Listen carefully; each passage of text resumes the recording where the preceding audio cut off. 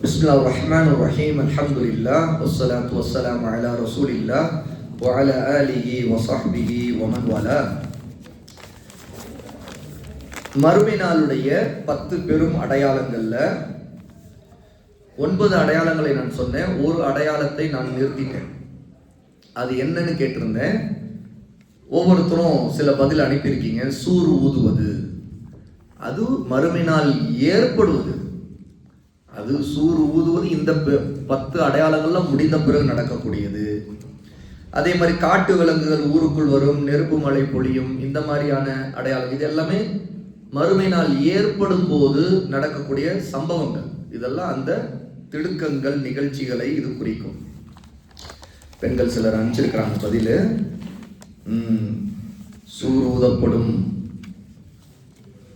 இந்த மாதிரி அதே பதில் தான் இருக்குது. அதாவது அந்த 10 உண்மையிலே இந்த அடையாளம் மிக முக்கியமான அடையாளம். இதுதான் கடைசியிலே மறுமையை ஏற்படுத்தக்கூடிய கடைசி நேர அடையாளமாக இருக்கும். அதாவது ஆரம்பித்தது இந்த இடத்துல முடியும். அந்த அடையாளம் தான் யமனிலிருந்து கிளம்பக்கூடிய ஒரு நெருப்பு. அந்த நெருப்பு மக்களை துரத்த ஆரம்பிக்கும். ஆக மக்கள் தாங்கள் இருக்கக்கூடிய ஊரை விட்டு, இருக்கக்கூடிய தேசத்தை விட்டு வெளியேற ஆரம்பிப்பார்கள். தொடர்ந்து அந்த நெருப்பு வருவதை பார்த்து கொண்டே இருப்பாங்க. எங்க பார்த்தால் வானத்துல இருந்து அந்த நெருப்பு இந்த நம்ம திசையை நோக்கி வருதுன்னு அவங்க நினைப்பாங்க. உண்மையா அந்த பக்கம் வரும். ஆகவே அதை கொண்டு என்ன ஆகும் கேட்டா, ஊரை காலி செய்ய ஆரம்பிச்சுவாங்க. என்ன ஆகும் நினைச்சு பாருங்க. நெருப்பு தொடர்ந்துகிட்டே வருதுன்னா தூரத்துல இருந்தே தெரியும். ஆகவே தாங்க இருக்கிற நெருப்பு வந்து எல்லாம் எரிஞ்சிருவோம் அப்படின்னு சொல்லிட்டு அந்த துரத்தக்கூடிய நெருப்பை பற்றிய சம்பவம் எல்லா இடங்களுக்கும் போக ஆரம்பிச்சிடும். ஆகவே மக்கள் உடனே திடுக்கத்துல அவங்க அந்த நெருப்பை விட்டு தப்பிப்பதற்காக பூமி முழுக்க, யமனிலிருந்து கிளம்பக்கூடிய அந்த நெருப்பு பூமி முழுக்க மக்களை திரட்டாங்க. கடைசியில எல்லா மக்களையும் துரத்தி அது திரட்டு கடைசி நேரம் தான் மறுமை ஏற்படக்கூடிய நேரம். சூர் ஊதக்கூடிய அந்த நாள் நெருங்குற நேரமா இருக்கும். மக்களை எல்லாரையும், அதாவது எந்த மக்களுமே எந்த தேசத்திலையும் அவங்க இருக்கக்கூடிய ஊர்ல இருக்க முடியாது. அதுதான் அவருடைய மிகப்பெரிய சோதனை. அப்போ இதுதான் மொத்தம் பெரிய 10 அடையாளங்கள், மறுமையின் அடையாளங்கள். இது ஈமானுடைய அடிப்படையான விஷயங்கள். நாம கியாமாவை பற்றிய நிறைய விஷயங்களை நாம் குர்ஆன் சுன்னாவுடைய ஆதாரங்களிலிருந்து தெரிந்து கொள்ளணும். கட்டுக்கதைகளாக இல்லை, ஆதாரங்களோடு தெரிந்து கொள்ளணும். அது நம்முடைய ஈமானை பலப்படுத்தும். இன்னும் மறுமைனா அது எப்போது வருங்கிறத பத்தி கூட நமக்கு நிறைய பேருக்கு தெரியாது. மறுமைனாவே எப்போதோ ஒரு நாள் வர இருக்குது, அதுதான் மறுமைன்னு நினைக்கிறோம். உலகம் அழிய போற அந்த நாள் அது எப்போ இருக்குதோ அதுதான் மறுமை. மறுமையில உங்களுக்கு அல்லாஹ்வோட கூலி கிடைக்கும்னு சொன்னா அது எப்போ நடக்க போறது, அதுக்கு எதுக்கு இது வரைக்கும் நம்ம பொறுத்து இருக்கணும் அப்படிங்கிற மாதிரி மனநிலையில தான் நம்ம இருக்கிறோம். ஆனா மறுமை 2 வகை இருக்கு. ஒன்று அல் கியாமத்துல் குப்ரா, பெரிய மறுமை. இரண்டாவது அல் கியாமத்து சுக்ரா, சிறிய மறுமை. பெரிய மறுமை அப்படின்னு சொன்னா எதை பற்றி இப்ப நம்ம பேசிட்டு இருக்கோமோ அதான் பெரிய மறுமை. உலகம் அழிவு, வானங்கள் பூமியுடைய அழிவு, சூரியனுடைய அழிவு, நட்சத்திரங்கள் உதிர்வது, கடல் தீப்பற்றுவது, கடல் முழுக்க தீப்பற்றுவது, காட்டு விலங்குகள் நாட்டிற்குள் வர்றது. அப்ப இந்த மாதிரி முழு பூகம்பம் ஏற்பட்டு மொத்தம் அழிவது பெரிய மறுமை. அல் கியாமத்து சுக்ரா அப்படின்னா என்ன தெரியுமா? நம்முடைய மவுத். ஆகதான் ஒவ்வொருவருக்கும் அவருடைய மறுமை எப்போது வருங்கிறது தெரியாது. மறுமை எப்போதோ வரும் நினைச்சிட்டு இருக்காங்கல்ல, அப்படி அல்ல. எப்போது வேண்டுமானாலும் ஒருவருக்கு வரலாம். அதுதான் நல்ல மவுத். ஒருவருக்கு மவுத் வரும்போது அவருடைய மறுமை தொடங்கிடுது. ஸ்பெசிபிக்கா தனியா ஒவ்வொருத்தருக்கும் மறுமை எப்போ தொடங்குதுன்னா மவுத்துக்கு தொடங்கு. எல்லாருக்குமான மறுமை தொடங்குவது அது இந்த உலக அழிவுல தொடங்குது. அப்ப நம்ம இங்க இப்ப இருக்கிறவங்க அப்ப இல்லாம கூட போவோம். ஆனா அது கியாமத்து சுக்ராவுல யாருமே தப்ப மாட்டாங்க. ஏன்னா எல்லாருக்கும் மரணம் இருக்கு. அப்படிதான் ரசூலுல்லாஹ்விடம் ஒரு சஹாபி, யா ரசூலுல்லாஹ் மத்தா ஸாஅ, அந்த மறுமையின் நேரம் எப்போது வரும் என்று கேட்டார். அப்ப ரசூல் ஸல்லல்லாஹு அலைஹி வஸல்லம் மஸ்ஜித் நபவியில் உட்கார்ந்து இருக்கிறாங்க. இந்த கேள்வியை கேட்டவரை பார்த்துட்டு ரசூலுல்லாஹ் என்ன சொன்னாங்கன்னா, அந்த மஸ்ஜித்ல தன்னோடு உட்கார்ந்து இருக்கிறவங்கள்ல வயதால் ரொம்ப சின்ன பையன் ஒருத்தரை காட்டினாங்க. வயதால் மிக சிறிய பையன் அவரை காட்டிட்டு ரசூலுல்லாஹ் சொன்னாங்க, இவருக்கு நரைப்பதற்கு முன்னே கூட மறுமை வந்து விடலாம் அப்படின்னா. சுப்ஹானல்லாஹ், என்ன அர்த்தம்? இவருக்கு நரைப்பதற்கு முன்பும் மறுமை வரலாம் அப்படின்னா. அதாவது என்னன்னா, அவருக்கான மறுமை, அவருக்கு நரைக்கிறதுக்கு முன்னாடி மௌத் வந்துச்சுன்னா என்ன, அவருக்கு மறுமை வந்துடும். அவருக்கு நரைக்கிறதுக்கு முன்னாடி நமக்கும் மறுமை வரலாம் அப்படின்னா என்ன, நமக்கும் மௌத் வரலாம். அதுதான் அதுக்கு அர்த்தம். அப்ப மறுமை எப்போது வருங்கிற கேள்விக்கு ரசூலுல்லாஹ்வுடைய பதில் எதுவா இருந்துச்சுன்னா, ஒரு சின்ன பையனை காட்டி இவருக்கு நர வர்றதுக்கு முன்னாடியே மறுமை வரலாங்க அப்படின்னா அவருக்கும் வரலாங்கிறாங்க ரசூலுல்லாஹ். குறிப்பா அந்த சின்னவனுக்கு, அந்த சின்ன பையனுக்கு இவருக்கு மறுமை வந்து விடலாம் அப்படின்னா. அப்போ அவருக்கு மௌத்து, நமக்கு மௌத்து. அவன் மறுமைங்கிறது அல் கியாமத்து சுக்ரா, நமக்கு அதிலிருந்து தொடங்குது. இதற்கு பிறகு உள்ள எல்லா கட்டங்களும் மறுமையின் கட்டங்கள் தான். என்ன? கபருடைய வாழ்க்கை, கபரின் இன்பங்கள், துன்பங்கள், சோதனைகள், தண்டனைகள் எல்லாமே மறுமையின் தண்டனைகள் தான், அல்ல மறுமையின் காலகட்டம் தான். ஆகவேதான் ரசூல் ஸல்லல்லாஹு அலைஹி வஸல்லம் புகாரில வரக்கூடிய ஒரு ஹதீஸ் இருக்குது. ஒரு மனிதன் தன்னுடைய ஆடையை, கீழாடையை தரையில் தொடும் விதமாக பெருமையோடு அவன் நடந்து சென்றான். பனு இஸ்ராயல்ல ஒருத்தரை பத்தி ரசூலுல்லாஹ் சொல்றாங்க. அவன் வந்து பெருமையோடு பூமியில நடந்து சென்றான். அல்லாஹ் தஆலா பூமியால் அவனை விழுங்க வைத்து விட்டான். அல்லாஹ்வுக்கு அவனுடைய நடை பிடிக்கல. அவன் பெருமையோடு அவன் நடக்கிற நடையை பார்த்துட்டு அல்லாஹ்வுக்கு பிடிக்காம அப்படியே பூமி அந்த இடத்துல பிளந்து அப்படியே உள்ள சொருகப்பட்டு விட்டான் அப்படின்னு சொல்லிட்டு ரசூலுல்லாஹ் சொன்னாங்க. அவனுடைய நிலைமை என்னன்னு கேட்டா, யதஜல்ஜலு இலா யௌமில் கியாமா அப்படின்னா. அப்படின்னா என்ன தெரியுமா? மறுமை நாள் வரைக்கும் அவன் பூமியில் சொருகப்பட்டு கொண்டே இருக்கிறான். இப்ப முதல்ல மேல இருந்து உள்ள சொருகப்பட்டவன் இன்னும் உள்ள போயிட்டே தான் இருக்கிறான் அப்படிங்கிறான். சுப்ஹானல்லாஹ். அப்படின்னா என்ன? அவனுடைய மறுமை இப்ப கபருடைய வாழ்க்கையில, பர்சக்கர் வாழ்க்கையில அவனுக்கு தண்டனை எப்படி நடந்துகிட்டு இருக்குன்னா, அவன் கரண்டைக்கால கீழே ஆடை அணிந்து பெருமையோடு நடந்ததால் அல்லாஹ் அவனுக்கு கொடுத்திருக்கிற தண்டனை, மறுமை நாளில் அவன் உயிர் கொடுத்து எழுப்பப்படுகிற நாள் வரைக்கும் அவனுடைய கபருடைய வாழ்க்கையில அவனுக்கான தண்டனை, அவனுடைய பெருமைக்கும் அவன் அல்லாஹ்வுக்கு மாறு செய்ததற்கும் அல்லாஹ் கொடுக்கிற தண்டனை அவனுக்கு இந்த பூமியில் சொருகுவதை கொண்டு சொருகி சொருகி சொருகி சொருகி தண்டனை கொடுக்கப்பட்டுக்கிட்டே, அதாவது பூமியில் நடந்துகிட்டே இருக்கு, உள்ள போயிட்டே இருக்கிறான். எவ்வளவு தூரம் போயிருப்பான் அல்லாஹ் தான் அறிவான். அவ்வளவு தூரம் அவனுக்கு தண்டனை நடந்துகிட்டு இருக்குங்கிறான். புகாரில வரக்கூடிய ஹதீஸ் இது. யதஜல்ஜலு இலா யௌமில் கியாமா, மறுமை நாள் வரைக்கும் அவன் இப்படியே சொருகப்பட்டு கொண்டே இருப்பான் அப்படிங்கிறான். உழுக்கப்பட்டு கொண்டே, உலுக்கி உலுக்கி சொருகிறது. அப்படி எப்படி உலுக்கி உலுக்கி உலுக்கி சொருகி சொருகி சொருகி அவனுக்கு தண்டனை கொடுக்கப்பட்டுக்கிட்டே இருக்கு. அப்படின்னா என்ன? அது மறுமையின் கட்டங்கள். அவன் மரணம், அவனுக்கு அதுலதான் மரணத்தை அல்லாஹ் வச்சான். அதுல இருந்து அவனுக்கு தண்டனை தொடங்கி போயிட்டே இருக்குது. தண்டனை நிற்காம நடந்துகிட்டே இருக்கு.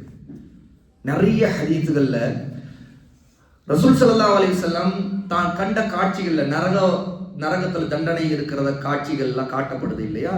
அந்த காட்சிகள் எல்லாமே மறுமை ஏற்படுவதற்கு முன்பு நடக்கக்கூடிய இந்த சிறிய மறுமை இருக்குல்ல, அதுல நடக்கக்கூடிய கபருடைய தண்டனைகள்.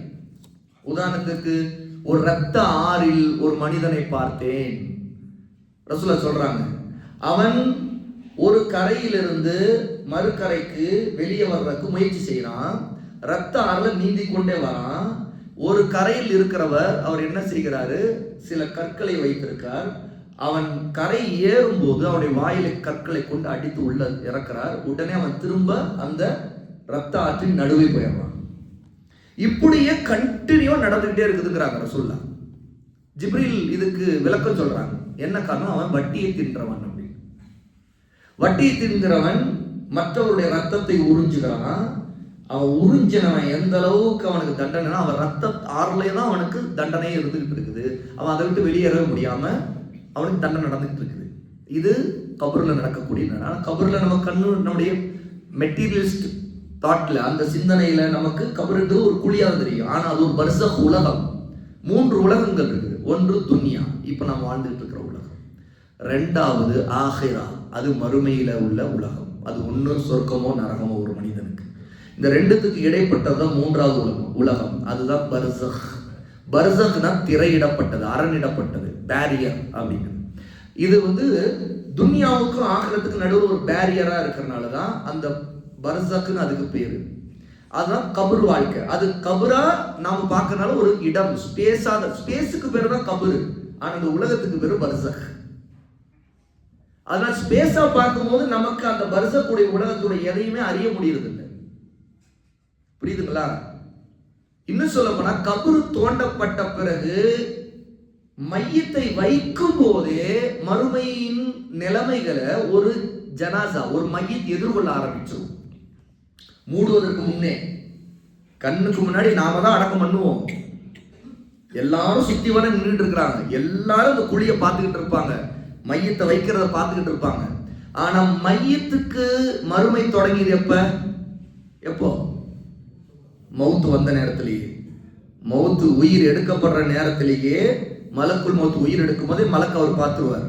உயிர் எடுத்துட்டு போறதுனால தான் அந்த உயிர் கடைசியா வெளியேறும் போது அந்த உயிரை அவர் பார்ப்பார், மலக்கையும் பார்ப்பார். அதனால அந்த கண்கள் திறந்தே இருக்கும். அதாவது ரசூல் ஸல்லல்லாஹு அலைஹி வஸல்லம் கண்கள் ஏன் திறந்திருக்குது அப்படிங்கிறதுக்கு காரணம் சொன்னாங்க. சஹீஹ் முஸ்லிம்ல வரக்கூடிய ஹதீஸ். ஏன் காரணம் என்னன்னா, அந்த கண்கள் பஸர், அந்த பார்வை, ரூஹ், அதாவது அந்த உயிரை அது பின்தொடருது. கடைசியா உயிர் வெளியேறுது இல்லையா, அது வெளியேற உயிர் அது பார்க்குது. அந்த பார்த்த நிலையில அப்படியே கண்ணு திறந்த நிலையில இருக்கு. அவ்வளவு உயிர் போன பிறகு திரும்ப கண்ணை மூட முடியாதுல்ல. அவங்க அருகே இருக்கிறவங்க கண்ணை கசக்கி மூடி விடுவாங்க. அப்போ கடைசியா பார்க்கறது நம்ம இந்த கண்ணால எதை பார்ப்போம்? அப்படி உயிரை தான் பார்ப்போம் மௌத்து வரும்போது, மறுமை. இதுக்கு பிறகு நடக்கிற எல்லாமே மறுமையின் கட்டங்கள் தான். அப்ப அதிலே ஒன்று கபருடைய வாழ்க்கை. இந்த கபருடைய வாழ்க்கையின் விவகாரங்கள் எதை நம்ம கண்ணு முன்னாடி, நம்ம கபரை மட்டும் தான் பார்ப்போம். ஆனா ஒரு ஜனாசா, ஒரு மையத்திற்கு நம்ம கண்ணு முன்னாடி ஒண்ணு நடக்குது, ஆனா தெரியாது. அது என்ன தெரியுமா? கபரு நெருக்குவது. கபரு நெருக்குவது. இது கபரு மூடப்பட்ட பிறகு இல்லை, மூடுவதற்கு முன்பே நெருக்கும். ரசூல் ஸல்லல்லாஹு அலைஹி வஸல்லம் இதை கண்ணால் பார்த்தாங்க. ரசூல கண்ணால் பார்த்தாங்க. ஏன்னா அல்லாஹ் தஆலா நபிக்கு அதை காட்டினான். கபரு நெருக்கும்.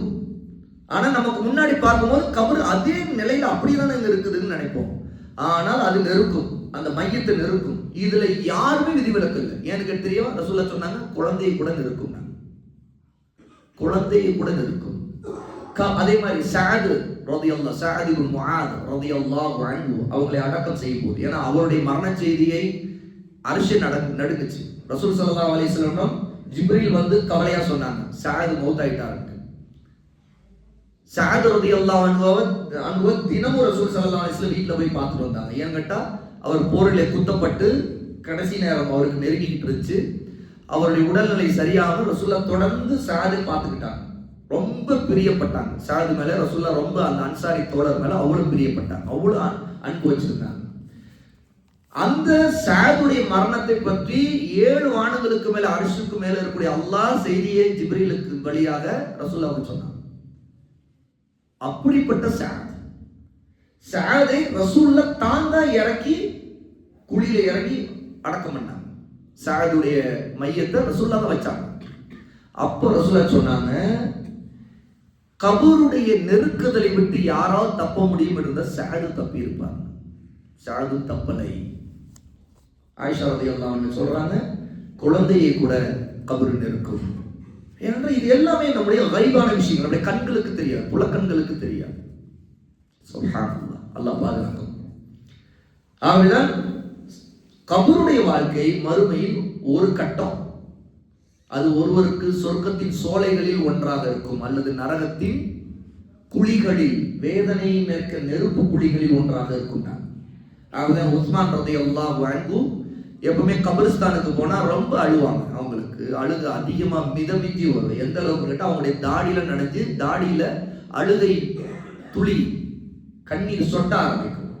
இதை பார்த்த தாபியீன்கள் கேட்டாங்க, உங்களுக்கு சொர்க்கத்தை பத்தியோ நரகத்தை பத்தியோ சொல்லப்படும் போது கூட, நரகத்தை பத்தி சொல்லும் போது கூட இவ்வளவு நீங்க பயந்து அழமாட்டீங்க, ஆனா ஏன் கபறுகளை பார்க்கும்போது கபர்ஸ்தானுக்கு வந்தா இவ்வளவு உங்களுக்கு அழுகை வருது அப்படின்னு. அப்ப ரசூலுல்லாஹ் சொன்னாங்க, ரசூலுல்லாஹ் சொல்ல நான் கேட்டிருக்கிறேன், ஒருவருடைய மறுமையின் கட்டங்களில் ஃபேஸ், அதனுடைய காலகட்டங்கள்ல முதல் கட்டம் கபருடைய வாழ்க்கை. ஒருவர் இதிலே வெற்றி பெற்று விட்டால் அனைத்திலும் அவர் பிறகு வெற்றி பெற்று விடுவார். ஒருவர் இதில் தோல்வி அடைந்து விட்டால் அனைத்திலும் அவர் தோல்வி அடைந்து விடுவார். ஒருவருக்கு கபரு சொர்க்கத்தின் சோலைகளில் ஒன்றாக இருக்கும் அல்லது நரகத்தின் குழிகளில் ஒன்றாக இருக்கும். ஆகவேதான் மறுமையின் கட்டம் அது அங்கிருந்து தொடங்கிறது, மௌத்திலிருந்து மரணத்திலிருந்து தொடங்கிறது. அது அப்படியே ஒரு நீண்ட ஒரு காலம். அதுக்கு பிறகு அடுத்து அடுத்து அடுத்து இது ஒரு பெரிய தலைப்பு. ஆகவே இந்த அகீதா பாடங்களை சகோதரர்களை நம்ம அதிகம் தேடி படித்துக் கொள்ளணும். மறுமையின் விஷயங்கள் குர்ஆனை சரியா விளங்கி எடுத்துக்கொண்டு சுன்னாவில் வரக்கூடிய ஹதீஸ்களை தேடி படித்தாலே இன்னும் உலமாக்கள் மறுமை பற்றி எவ்வளோ ஆதாரபூர்வமான விஷயங்களை எடுத்து சொல்லியிருக்கிறாங்க. அதெல்லாம் படிக்கும்போது உங்களுக்கு இதுல இன்னும் இன்ஷா அல்லாஹ் தெளிவு கிடைக்கும். இப்போ கேள்விகளுக்கு நம்ம போவோம். ஹைது நேரத்தில் பள்ளிக்கு வரலாமா, வந்தால் தொழும் இடத்தில் அமரலாமா?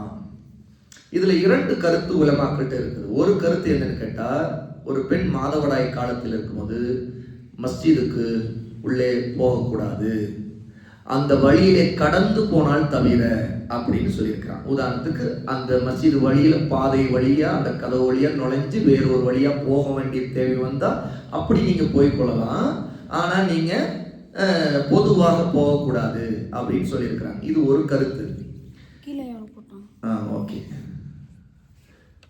இரண்டாவது கருத்து, இந்த கூடாதுங்கிறதுக்கான தடை தெளிவா வெளிப்படையாக ரசூலுல்லாவிடமிருந்தோ குர்ஆன் சுன்னாவுல எதுவும் இல்லை. ஆகவே இருக்கிற ஆதாரங்கள் அதற்கு அனுமதி கொடுக்கக்கூடிய விதத்துல தான் இருக்குது, தடை உறுதியா இல்லை அப்படிங்கிற கருத்து உலமாக்கிட்ட இருக்கு. குறிப்பா முஹத்திஸூன், அதாவது ஹதீஸ் துறை அறிஞருடைய ரொம்ப வலுவான கருத்து எதுன்னு கேட்டா போகலாம் அப்படிங்கிற கருத்து தான். கூடாதுங்கிற கருத்துக்கு ரொம்ப வலுவான ஆதாரம் இல்லை அப்படிங்கிற கருத்து. சரி, இப்ப இந்த 2 ஆதாரத்தையும் முன்வைக்கக்கூடிய அறிஞர்கள் எப்படி இதை அணுகுறாங்க அப்படின்னா நமக்கு ஒரு ஆச்சரியமா இருக்கும். எப்படி உலமாக்கள் ஒரு குறிப்பிட்ட ஆதாரத்திலிருந்து 2 விதமான கருத்தை கூட எடுப்பாங்க. அதாவது அந்த விளங்குறது ஆய்வு நோக்கத்துல விளங்கும் போது அதுல இந்த கருத்துக்கு இடர்பாடு, இதுக்கும் ஒரு இடம்பாடு இருக்குது, அதாவது ஒரு ஸ்பேஸ் இருக்குது, அந்த கருத்தையும் அப்படின்னு சொல்லலாங்கிற மாதிரிதான் இருக்குது. அப்படிங்கிறதுக்கு ஒரு ஆச்சரியமான ஒரு, இன்னும் சொல்ற ஒரு சுவாரஸ்யமான ஒரு இன்ட்ரெஸ்டிங்கான ஒரு பாயிண்ட்டை நான் சொல்றேன்.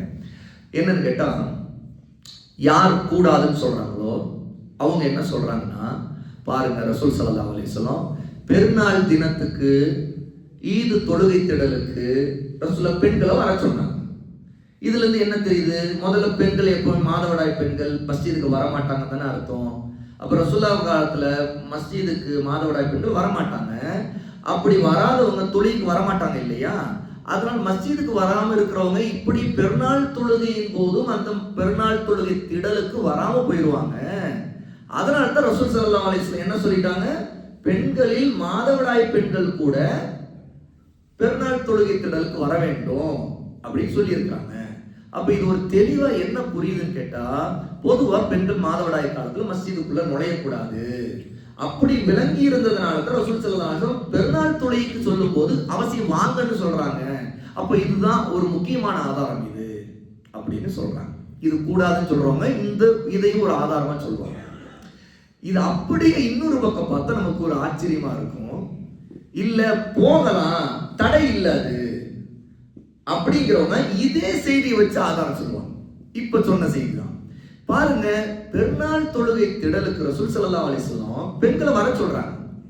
மாதவிடாய் பெண்கள் தொழும் இடத்துக்கு வரக்கூடாதுன்னு சொல்றதுக்கு அர்த்தமே என்னன்னு கேட்டா, அந்த தொழுகிற இடத்துல அவங்க உட்காரக்கூடாதுங்கிறத அர்த்தம். அதனால தான் ரசூலுல்லாஹ் என்ன சொன்னாங்க, மாதவிடாய் பெண்கள் பெருநாள் தொழுகைக்கு வரும்போது அந்த தொழுகிற இடத்துல இருந்து ஒதுங்கி பெண்கள் அந்த பெண்கள் மட்டும் தனியா உட்கார்ந்து கொள்ளட்டும்னு சொன்னாங்க. கூடவே கூடாதுன்னா ரசூலுல்லாஹ் இப்ப அனுமதிச்சிருக்க மாட்டாங்க. வரலாற்றுக்கு அனுமதியே அந்த ஹதீஸ் ஒரு ஆதாரம் தான். ஏன்னு கேட்டா தனியா உட்காருங்கன்னு ரசூலுல்லாஹ் சொல்றாங்க. ஏன் உட்கார சொன்னாங்க? அதுக்கு ஒரு கொஸ்டின் எழுப்பிக்கிட்டு பார்க்கணும். அப்ப முதல் காரணம் ஏன் வர சொன்னாங்க?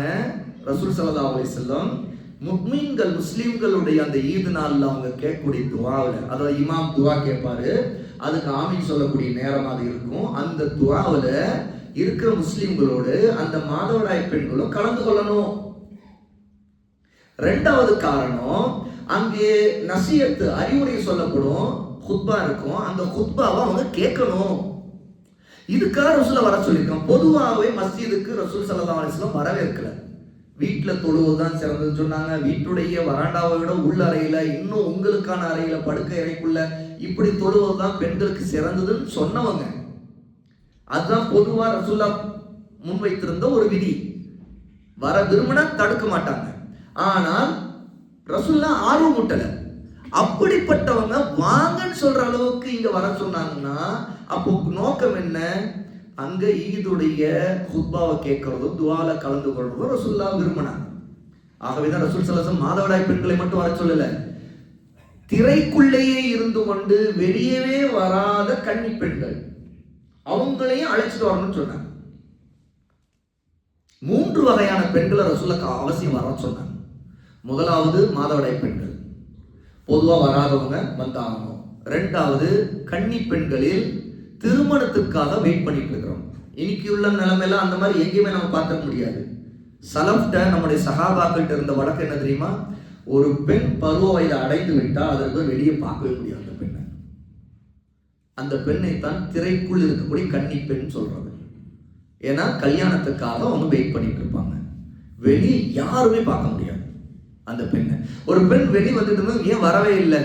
பருவம் அடைஞ்சிட்டாங்கன்னு அர்த்தம். பருவம் அடைஞ்ச பிறகு ஏன் வரல? கல்யாணத்துக்காக வெயிட் பண்ணிட்டு இருக்காங்கன்னு அர்த்தம். அப்ப என்னன்னா அந்த பெண்ணை பெண் கேட்கறவங்க போவாங்க வீட்டுக்கு, அவங்க போய் பெண்ணை பார்ப்பாங்க. திருமணம் முடிக்க விரும்புறவர் தனக்கு பிடிச்சிருக்குன்னா பார்த்த பிறகு பிடிச்சது கல்யாணம் பண்ணிக்குவார், அவ்வளவுதான். அப்புறம் அந்த பெண் வெளியே வர்றதுனால கல்யாணத்துக்கு தான் வெளியே கூட்டிட்டு போவோம். அதாவது அதுக்கு பிறகுதான் அந்த பெண் வரும், கல்யாணம் ஆயிடுச்சு. அப்போ எப்பவுமே வராத பெண், அந்த பெண் வீட்டுக்குள்ளே தான் இருப்பாங்க. அந்த பெண்ணை ரசூலுல்லாஹ் வர சொன்னாங்க.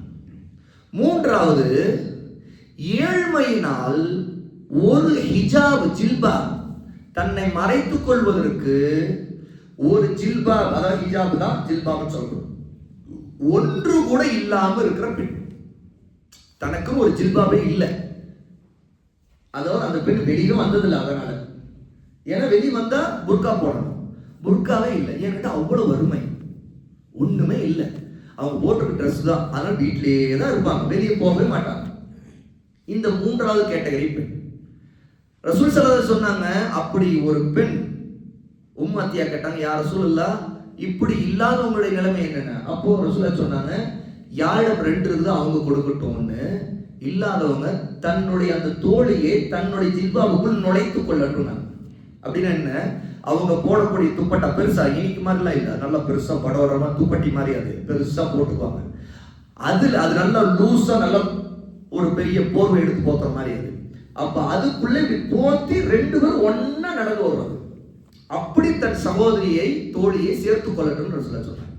சரி, இப்ப விஷயம் என்னன்னு கேட்டா, எந்த அறிஞர்கள் மாதவிடாய் பெண்கள் வரலாம் அப்படின்னு சொல்றாங்களோ அதுக்கு தடைக்கு வெளிப்பட எந்த ஆதாரம் இல்லைன்னு சொல்றாங்க. அவங்க என்ன சொல்றாங்க? இதே ஹதீஸை முன்வைத்து சொல்றாங்க, வரலாம்.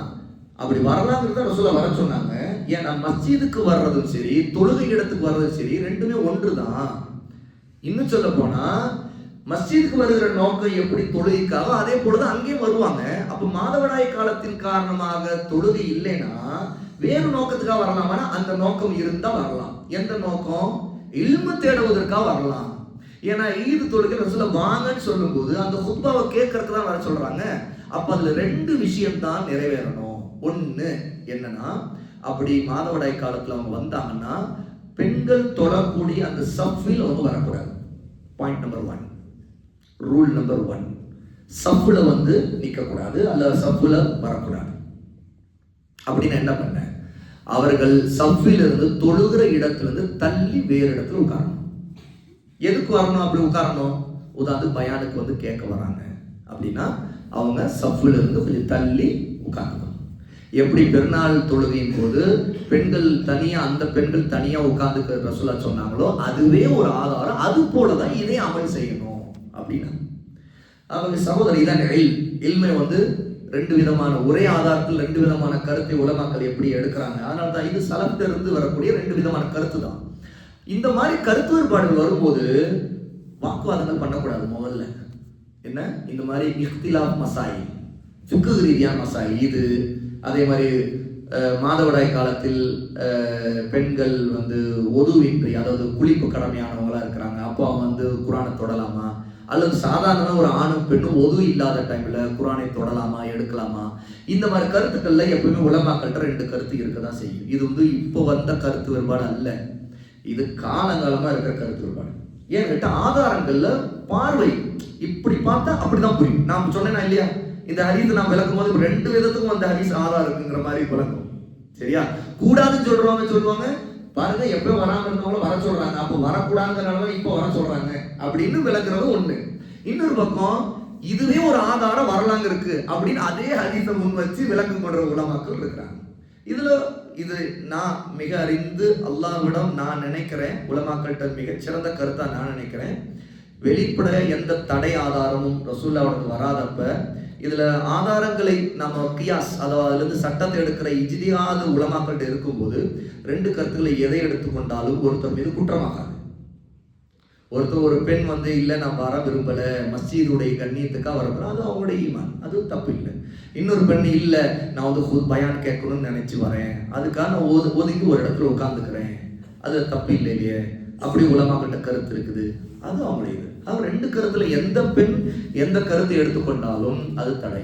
நான் சிறந்ததா நினைக்கிறேன், அல்லாஹ் மிக அறிந்தவன். இமாம் ஹதீஸ் துறையில முக்பில் ரஹிமஹுல்லா இவங்கெல்லாம் என்ன சொல்றாங்கன்னா, அதை தடுக்க முடியாது, அதுக்கு தடை ஆதாரம் வெளிப்படையில். உதாரணத்துக்கு ரசூல் ஸல்லல்லாஹு அலைஹி வஸல்லம் இப்போ வந்து தவாப் செய்யாதீங்கன்னு சொன்னாங்க. எப்ப மாதவிடாய் பெண் தவாப் இல்லை அவங்களுக்கு, அந்த இடம் செய்ய முடியாது. இந்த மாதிரி சில இபாதத்துகளை ரசூல் ஸல்லல்லாஹு குறிப்பிட்டு எப்படி நோன்பு வைக்காதீங்க, தொழுகை இல்லை, நோன்பு இல்லை, தவாஃப் இல்லை, இப்படிலாம் சில சட்டங்கள் இருக்குது, கணவன் மனைவி சேர்க்கை இல்லை, இந்த மாதிரிலாம் தடை இருக்குது இல்லையா. இது போன்ற ஒரு தடை எங்கே ஆதாரம் இருக்கிறது? மஸ்ஜிதுக்குள் நீங்கள் வரக்கூடாது. மஸ்ஜிதுக்கு வர்றது தொழுகைக்காக, அப்ப தொழுகை இல்லாத வேற காரணம் இருந்தால் வரலாம் அப்படிங்கிறது ரொம்ப சிறந்த கருத்தா நினைக்கிறேன். அப்போ பயான் கேட்கலாம் கொள்ளலாம்னு நினைச்சாங்கன்னா அவங்க எப்படி முசல்லாவில் ஈது தொழுகையில பெண்கள் தனியா உட்கார சொன்னாங்களோ அந்த மாதிரி கொஞ்சம் ஒதுங்கி உட்கார்ந்து கொண்டு அவங்க கேட்கலாம். இதுல ரெண்டுத்துக்கு நடுவில் ஒரு சில உலமாக்கள் ஒரு கருத்தை சொன்னாங்க. என்னன்னா, வரக்கூடாதுங்கிற உலமாக்கள் இன்னொரு ஒரு கருத்து சொல்லியிருக்காங்க. என்னன்னா, மஸ்ஜிதுடைய பாதை தனியாக அவங்க உட்கார்ற இடம் கொஞ்சம், உதாரணத்துக்கு சில மஸ்ஜிதுல என்னன்னா மதரசா நடக்கும், கிளாஸஸ் இதெல்லாம் நடக்கும். சரியா, பெண்களுக்கே மதரசா நடத்திட்டு இருப்பாங்க. அப்போ மதரசாவும் ஒன்று அங்கே நடந்துகிட்டு இருக்குது.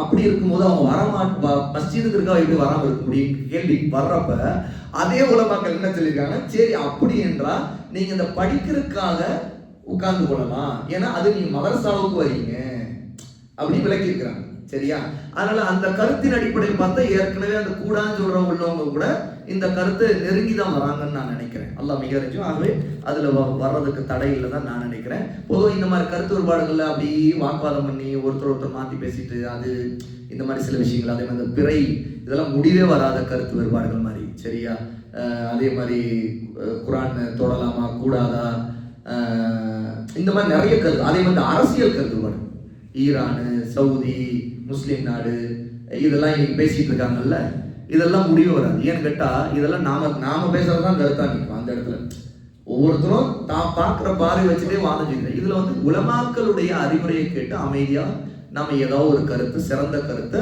சுன்னாவின் அடிப்படையில அஹ்லு சுன்னா உலமாக்களில் ரெண்டு கருத்தும் இருந்ததுன்னா ரெண்டு கருத்துல ஏதாவது ஒரு கருத்தை நம்ம ஹக்குக்கு நெருக்கமான கருத்தை எடுத்துக்கணும், ஆதாரத்துக்கு நெருக்கமா இருக்க எடுத்துக்கணும். சரியா, மற்ற நேரங்கள்ல இது அதிகமா விவாதிக்கிறது, அதுல நேரங்களை செலவழிக்கிறது, முதல்ல அந்த விவாதம் செய்து முடிவுக்கு வர முடியாது. ஏன்னா உலமாக்கள்கிட்ட முடிவுக்கு வராத ஒரு கருத்தை எடுத்து விவாதம் செய்யக்கூடாது.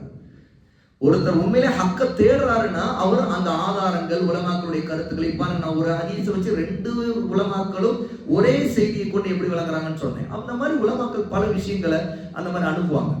அதே மாதிரி பாருங்க, இப்போ ஒரு கேள்வி வந்திருக்குது, பெருநாள் தொழுகை தொழும் நாளில் நோன்பு வைப்பது கூடுமா, ஜாக்கில் பெருநாள் தொழுகை தொழும் நாளில் நோன்பு வைப்பது கூடுமான்னு கேட்டுக்கிறாங்க.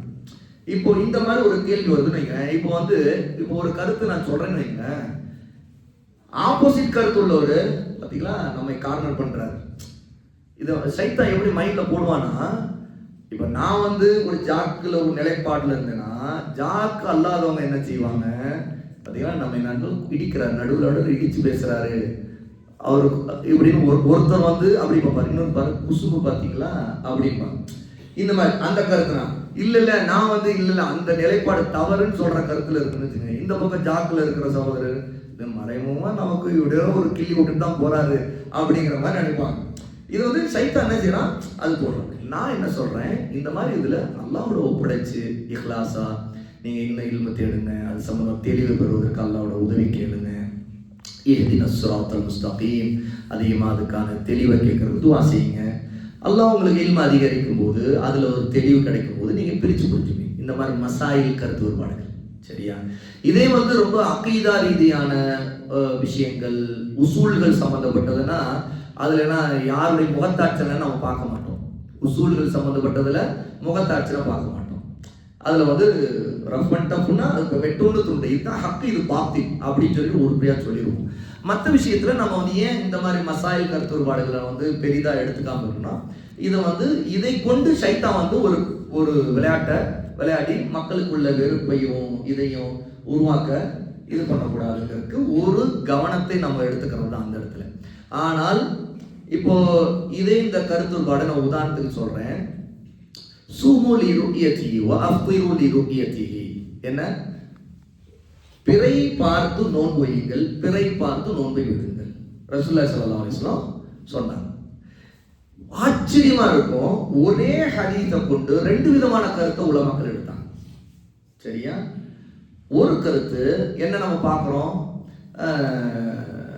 சர்வதேச அளவில் எங்கிருந்து தகவல் வந்தாலும் அதை எடுத்து அமல் செய்யணும் அப்படிங்கிற கருத்துல இருக்கக்கூடிய சகோதரர்கள் அவங்க என்ன சொல்றாங்க, இந்த ஹதீஸை முன்வைத்து கூடவே தகவல் வந்தால் ஏற்றுக்கொண்ட ஹதீஸ்களை ரசூலுல்லாஹி எடுத்துக்கொண்டு அறிவிப்பு செய்தாங்கிற அந்த ஹதீஸ்களை இணைச்சு ஒரு கருத்தை முன்வைப்பாங்க. எப்படின்னா, எங்கிருந்து தகவல் வந்தாலும் அதை நம்ம ஏற்றுக்கொண்டு அமல் செய்யணும் அப்படின்ட்டு. இந்த ஹதீஸ்ல அது அந்த கருத்து இருக்கா இல்லையா? இருக்கு. என்கிட்ட ரசூல் ஸல்லல்லாஹு அலைஹி வஸல்லம் முஸ்லிம்களுக்கு எல்லாருக்கும் பொதுவாக தான் சொல்லியிருக்காங்க இல்லையா? அப்படி இருக்கும்போது நீங்க பிறை பார்த்து நோன்பு வையுங்கள், பிறை பார்த்து நோன்பை விடுங்கன்னு சொன்னா அது பொதுவாக எல்லா முஸ்லிம்களுக்குமான ஒரு கட்டளை தானே. அப்படி இருக்கும்போது நோன்பு வைக்கும் நோன்பை விடவும் பிறை பார்ப்பது அப்படின்னு முதல்ல கண்ணால் பார்ப்பது தான், அதுதான் குறிப்பிடுவது. ஏன்னா ருக்யான்னா அந்த இடத்துல முதல் கண்ணால் பார்ப்பது, ஏன்னா சொல்ல அப்படிதான் அமல் செய்தாங்க இல்லையா, அதுதான். அப்போ கண்ணால் பார்க்கணும். சரி, இதுக்கு ரெண்டாவது சாத்தியம், பார்க்க முடியாட்டி என்ன சாத்தியம் இருக்கணும்? தகவல் தான் அடுத்த வழி இருக்கு. ரெண்டே வழிதான் இருக்குது. சரியா? ஒன்றை மாதம் வந்ததை உறுதி செய்வதற்கு ரெண்டு வழிகள் ஒன்றுதான். ஒன்னு சம்பந்தப்பட்ட பார்த்தாரு, மாதம் உறுதி ஆயிடுச்சு. இன்னொன்னு சம்பந்தப்பட்ட உறுதியான செய்தியை அடைஞ்சார், மாதம் உறுதி ஆயிடுச்சு. இதுதானே கருத்து. அப்ப இந்த கருத்துப்படி சர்வதேச அளவுல எங்க இருந்தாலும் அந்த கருத்தை, அந்த பிறையை ஏற்றுக்கொண்டு அமல் செய்யலாம்ங்கிற கருத்து இப்போ வந்துருச்சு இல்லையா? இப்ப பாருங்க, அப்படியே டக்குன்னு டைவர்ட் ஆகும். அதே ஹதீஸ அந்த கருத்திற்கு மாற்று கருத்து உள்ளவங்க அதே ஹதீஸையும் மேற்கோள் காட்டியிருக்காங்க. எப்படின்னு பாருங்க. அந்த ஹதீஸோட மீத பகுதியை சொல்லுங்கன்னு சொல்லுவாங்க. அந்த ஹதீஸோட அடுத்த பகுதி சொல்லுங்க அப்படின்பாங்க. அடுத்த பகுதி என்ன? மேகமூட்டமாக இருந்தால் மாதத்தை 30 பூர்த்தி செய்யுங்கள் அப்படின்னு ஹதீஸ் முடியுது. அப்போ லோக்கல் பிறை கணக்குப்படி சொல்றவங்க குறிப்பா ஒரு ஊரை வைத்து பேசினா ஊருக்கு வெளியே எங்கிருந்தோ தகவல் வரணும்னு எதிர்பார்க்கணுமா? அவசியமே இல்லைங்க. அப்படிங்கிற கருத்து எவ்வளவு வலுவானங்கிறதுக்கு இந்த ஹதீஸே ஆதாரமா இருக்கும். பாத்தீங்கன்னா இந்த கருத்துல உள்ளவர் சொல்லுவார், மேகமூட்டமா இருந்தால் 30 பூர்த்தி செய்யணும்னு சொன்னாங்க. உலகம் முழுக்க மேகமூட்டமா இருக்குமா? அப்படி இருக்காதுல்ல. உங்களுக்கு மேகமூட்டமா இருக்கிறது தானே நீங்க கணக்கு எடுப்பீங்க. அப்போ உங்க பகுதியில தானே நீங்க கணக்கு எடுக்கணும். ரசூல் ஸல்லல்லாஹு அலைஹி வஸல்லம் எங்கிருந்து தகவல் வரணும்னு உங்களை எதிர்பார்க்க சொன்னாங்களா? இல்லையே. அப்படி அதாவது இந்த பாயிண்ட் பாருங்க, எப்படி டைவர்ட் ஆகும். இன்னொரு ஒரு கோணம், அதாவது ஆங்கிள் எப்படி மாறுது. உடனே அந்த கோணம் மாறிடுச்சு பாருங்க டக்குன்னு. ஆமா நான் இப்போ ஊட்டியில இருக்கிறேன், இப்போ 21 முடிச்சிட்டோம், பிறை பார்த்தோம், பிறை தெரியல, எங்கேயும் தெரியல, நான் எதுக்கு எங்கிருந்தோ எனக்கு தகவல் வரணும் வெயிட் பண்ணிட்டு இருக்கணும்? என்ன வரலைங்க, மாதத்தை 30 ஆக்குவோம், முடிஞ்சு போச்சு. சிம்பிள். யார்கிட்ட எதை எதிர்பார்க்க தேவையில்ல. மாதத்தை 30 ஆக்கினா என்ன? பார்க்கல, எல்லாம் பார்த்தா எல்லாம் வைக்க போறோம். ஊர்ல யாருமே மறுக்க முடியாதுல்ல. இப்போ உதாரணத்துக்கு பார்த்துட்டீங்க அப்படின்னு வைங்களேன், நீங்களும் பார்த்துறீங்க நானும் பார்த்துட்டேன், ஆட்டோமேட்டிக்காக இங்கே இருக்கிற காதையை அறிவிச்சிருவார், நாங்கள் பார்த்துட்டோம்னு அறிவிச்சிருவார். சரி, ஏன்னா அவரும் பார்த்துருவார். ஆக மொத்தம் எல்லாரும் பார்த்துருப்பாங்க, கொஞ்சமாக பார்த்துட்டாங்கன்னு வைங்க. அப்போ குறைஞ்சபட்ச சாட்சிகளை விட கூடுதலாக தான் ஒரு ஊரில் இருக்கிற சிலரால் பார்த்துருப்பாங்கன்னு வச்சுக்கோங்க. அப்போ என்ன ஆகும்னு கேட்டால், அப்போ மாதம் 30 பூர்த்தி செய்ய வேண்டிய வேலை இல்லை, 29 தான் அந்த மாதம். அவன் அடுத்த நாள் என்ன பெருநாள், அல்லது ஷாபானா இருந்தால் அடுத்த நாள் ரமதான் முதல் நாள் அப்படி முடிவாயிடும். அப்ப ரசூல் ஸல்லல்லாஹு அலைஹி வஸல்லம் மேகமூட்டத்தை சொன்னதை கொண்டு அங்க என்ன சொல்லிட்டாங்கன்னா, உங்க பகுதியை தான் அங்க குறிப்பிட்டு இருக்காங்க. பாருங்கன்னு சொன்னது, விடுங்கன்னு சொன்னது உங்க பகுதியில் இருக்கிற உங்களை நோக்கி சொல்லப்பட்டதுதான். அது ஒரு ஊரை நோக்கி, முஸ்லிம்களில் ஒரு சாரார் எந்த ஊர்ல வாழ்றாங்க அவங்கள நோக்கி சொல்லப்பட்டதுதான். ஆகவே நீங்க இதை ஏன் இவ்வளவு சிரமப்படுத்திக்கிறீங்க? எங்கிருந்தோ வரணும், அதுக்கு வெயிட் பண்ணணும் இல்லையா? மாதம் 30 முடிஞ்சு போச்சு, அதுக்கு அடுத்த நாள் முதல் நாள் அப்படி 21 இல்லை 30 தானே அப்படிங்கிற ஆர்கியூமெண்ட் அந்த இடத்துல நிக்குது இல்ல. அப்ப அந்த ஆங்கிள் பாத்தீங்கன்னா உங்களுக்கு ஆமால, ஆமா ஏன் அந்த ஹதீஸை முழுசா பார்த்தா நம்ம எதுக்கு அங்க இங்க தேடிக்கிட்டு வெயிட் பண்ணிக்கிட்டு, உடனே பார்த்தவங்க எங்க இருந்தோ அந்த தகவல் உடனே இவங்க அமல் பண்ணுவாங்க. அமல் பண்ணும்போது நான் பார்க்கல, நான் எதுக்கு நீ உங்களை ஃபாலோ பண்ணணும்? நீங்க பார்க்கல, நாங்க எதுவும் தெரியல, நாங்க 30 ஆக்குவோம். எப்படி இப்னு அப்பாஸ் ரலியல்லாஹு அன்ஹு குறைவுடைய ஹதீஸ் கேள்விப்பட்டிருப்பீங்க. நாங்க பார்க்கல, நாங்க பார்க்குற வரைக்கும் வெயிட் பண்ணுவோம், இல்லைன்னா மாதம் 30 ஆக்குவோம். இதுதான் சொல்லிட்டு சிரியால இது மதீனாவில் நடக்கிற விஷயத்த இப்னு அப்பாஸ் ரலியல்லாஹு ஹதீஸை கேள்விப்பட்டிருப்பீங்க. அப்ப இந்த கருத்து வேறுபாடு ஆக்சுவலி ஒரே ஹதீஸை கொண்டு 2 கோணம், புரியுதா? அப்போ இது உலமாக்கள்கிட்ட இந்த 2 கோணமும் இருக்கு, அதை நம்ம மறுக்க முடியாது. ஆனா உலமாக்கள்ல அந்த சர்வதேச பிறையை ஏற்றுக்கொள்ற கருத்தை வலுவா எடுத்து சொன்னவங்கல்ல சில இமாம்கள். ஹதீஸ் துறையில் இமாம் அல்பானி முக்கியமான, நம்முடைய வாழ்ந்த இந்த நூற்றாண்டின் மிக முக்கியமான அறிஞர் இமாம் அல்பானி அந்த கருத்தை கொண்டிருந்தாங்க. இமாம் இப்னு தைமியாவும் இந்த கருத்துக்காக ஆர்குமெண்ட் பண்ணியிருக்காங்க. அதாவது அவங்களுடைய ஒரு தனி ரிசாலா, ஒரு கட்டுரை இருக்குது, பிறை பார்க்கப்பட்ட செய்தி எங்கிருந்தாலும் ஒரு காதி ஏற்கலாம். அதாவது மதுஹபுகள்ல சில மதுஹபுகள் ஏற்கக்கூடாதுங்கிற வலுவான ஒரு பிடிவாதம் இருந்துச்சு. அந்த பிடிவாதத்தை ஹதீஸ்கள்ல சில ஆதாரங்களை வைத்து இவன் இப்னு தைமியா வாதம் செய்து உடைச்சாங்க. அப்போ இவன் இப்னு தைமியா என்ன ஒரு ஆர்குமெண்ட் வச்சாங்கன்னா, இங்க பாருங்க, இப்ப இந்த ஒரு சதுரமான பகுதி, ஏதோ ஒரு பகுதி, இது ஒரு ஊருன்னு நினைச்சுக்கங்க. அப்போ இங்க ஒருத்தர் இதோடைய கார்னர்ல அந்த எல்லையில பிறை பார்க்கிறாரு. பிறை பார்த்துட்டாரு அவரு. இந்த எல்லையில இருக்கிறவருக்கு அவர் வேற ஏரியா அப்படின்னா, இந்த எல்லையில இருக்கிற நோன்பு வைக்கலாம் அல்லது பிறநாள் கொண்டலாம். ஆனா இந்த அடுத்து பக்கத்துல இன்னும் சில கிலோமீட்டர்ல அல்லது சில மீட்டர்ல இருக்கிறவருக்கு இல்லைன்னு எப்படி சொல்ல முடியும் அப்படின்னு இன்னும் தெரியும் வாதம் பண்ணாங்க, ஆர்குமெண்ட். இது இன்னைக்கு நம்ம ஆளுங்க இதெல்லாம் கொடி கட்டிய வாதம் பண்ணியிருக்காங்க. இதை விட இப்ப இன்னும் தெரியாமலாம் தூக்கி சாப்பிட்றவங்கலாம் சில வாதம் பண்ணியிருக்கிறவங்க இருக்கிறாங்க. சரியா? அதாவது வாதத்துல எங்க போய் எங்க முடியுதே தெரியாம வாதம் பண்ணவங்க இன்னைக்கு நிறைய இந்த மாதிரி சப்ஜெக்ட் எடுத்து வச்சுக்கிட்டு ஆர்குமெண்ட். சரியா? அப்போ இந்த மாதிரி உலமாக்கள்ல இமாம்கள்ட்ட இந்த கருத்துப்படி இருந்தது. ஆனா அதே இமாம் இப்னு தைமியா, அல்பானி எல்லாருமே எந்த மக்களுக்கு மத்தியில் இந்த கருத்து வேறுபாடு 2 பேரால் மக்கள் கூட்டம் பிரிகிறாங்களோ, அப்போ ஆட்சியாளருடைய தீர்ப்பின் அடிப்படையில், காதியுடைய தீர்ப்பின் அடிப்படையில் அவங்க அமல் செய்யணுமே தவிர அவங்க பிரியக்கூடாதுன்னு சொன்னாங்க. அதனாலதான் ஏன்னு கேட்டா அதுக்கு ஆதாரங்கள் ரசூலுல்லாஹ்வுடைய காலத்துல இருந்த அறிவிப்பு முறை தனிநபர்கள் யாரும் அமல் செய்ய மாட்டாங்க, அமல் செய்யக்கூடாது. ரசூலுல்லாஹ் எப்படி விடுவாங்க? அமரனா ரசூலுல்லாஹ் எங்களுக்கு கட்டளையிட்டார்கள் தான் வருது ஹதீஸ்ல. அப்படின்னா ரசூலுல்லாஹ் சொல்லுவாங்க, அவங்க அந்த ஆதாரத்தை அந்த தகவலை உறுதி செய்தால் தேடலுக்கு போங்கன்னு சொல்லுவாங்க. ரசூலுல்லாஹ் ஒருத்தருடைய சாட்சியத்தை ஏற்கல அப்படின்னா மறுத்துருவாங்க. அப்ப இது ஒரு தலைமையின் கீழே செய்ய வேண்டிய உம்மத்துடைய ஒரு அமல். ஒரு ஊருக்குள்ள இந்த ஒற்றுமை வரணும்னால இந்த பாயிண்ட், இந்த ஒரு விதி இது அமல் செய்யாத வரைக்கும் வராது. இல்லைன்னா தனிநபர்கள் அல்லது சில அமைப்புகளா நம்ம பிரியும் போது என்ன செய்வோம், அதுல அந்த என்னது பிரிவினை, வீட்டுக்குள்ளேயே அந்த பிரிவினை வந்துடுது இல்லையா? அப்ப அந்த மாதிரி தான் போகும். இதுக்கு முற்றுப்புள்ளியே வராது. இப்ப ஏன் அரபு நாடுகளில் இந்த பிரச்சனையே இல்லை? என்ன காரணம்? அங்க தலைமையின் கீழே கட்டுப்பட்டாங்க.